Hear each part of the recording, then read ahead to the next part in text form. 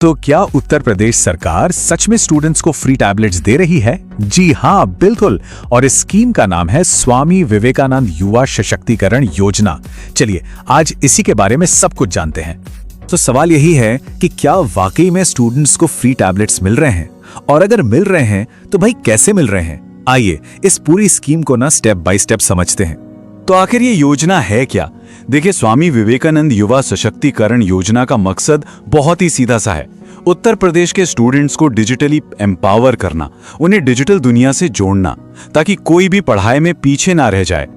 अच्छा, तो इस स्कीम की कहानी शुरू होती है दिसंबर 2021 में लखनऊ से। ये कोई छोटी मोटी स्कीम नहीं है, इसे पूरे 5 साल के लिए प्लान किया गया है। और इसका मेन गोल क्या है?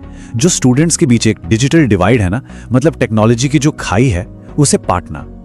अच्छा, यहाँ एक बहुत बड़ा अपडेट है। पहले क्या होता था, इस स्कीम में स्मार्टफोन भी मिलते थे, लेकिन अब ऐसा नहीं है।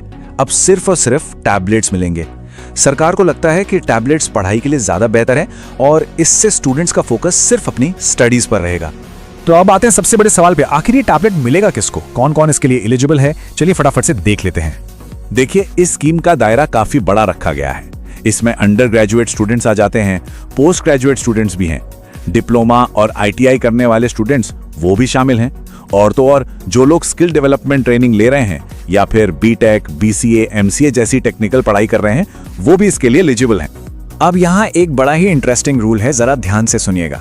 मान लीजिए कोई स्टूडेंट दूसरे स्टेट का है लेकिन पढ़ता उत्तर प्रदेश में है, तो उसे टैबलेट मिल सकता है। पर अगर कोई स्टूडेंट है तो यूपी का, लेकिन पढ़ाई किसी और स्टेट में कर रहा है, तो वो इस स्कीम के लिए एलिजिबल नहीं होगा।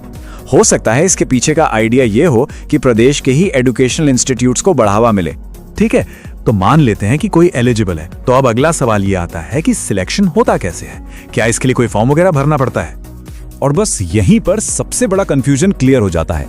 स्टूडेंट्स को खुद से इस स्कीम के लिए अप्लाई करना ही नहीं है। जी हाँ, ये सारा का सारा काम उनके अपने कॉलेज या इंस्टीट्यूट का है। प्रोसेस बहुत ही सिंपल रखा गया है। देखिए, होता क्या है कि आपका कॉलेज या यूनिवर्सिटी जो भी है, वो एलिजिबल स्टूडेंट्स की एक लिस्ट तैयार करता है। फिर वो इस लिस्ट को सरकार को भेज देते हैं।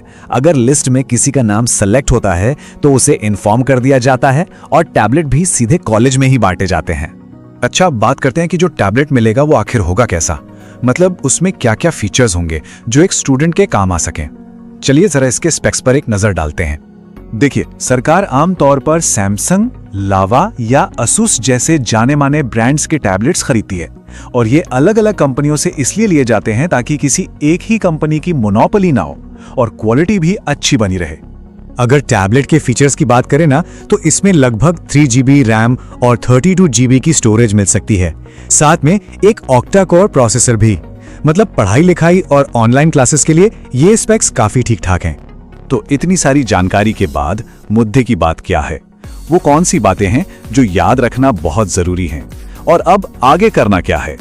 चलिए फटाफट से 4 सबसे जरूरी बातें दोहरा लेते हैं। नंबर 1, ये स्कीम पूरी तरह से फ्री है, कोई पैसा नहीं लगना। नंबर 2, अब सिर्फ टैबलेट मिलेंगे, स्मार्टफोन नहीं। नंबर 3, अप्लाई खुद नहीं करना है, कॉलेज करेगा। और नंबर 4, जो कि बहुत जरूरी है, एलिजिबल होने का ये मतलब बिल्कुल नहीं है कि टैबलेट मिलने की गारंटी है। तो अब सबसे सही और अगला कदम क्या होना चाहिए? सीधा अपने कॉलेज या यूनिवर्सिटी के एडमिनिस्ट्रेशन ऑफिस में जाकर इस स्कीम के बारे में पता करना। बस यही एक तरीका है ये पक्का करने का कि अगर कोई एलिजिबल है तो उसका नाम लिस्ट में शामिल हो। और जाते जाते एक सवाल, ये स्कीम तो बस एक शुरुआत है ना? क्या लगता है आने वाले टाइम में टेक्नोलॉजी और एजुकेशन का ये जो रिश्ता है, ये और कितना गहरा होने वाला है? सोचने वाली बात है ना?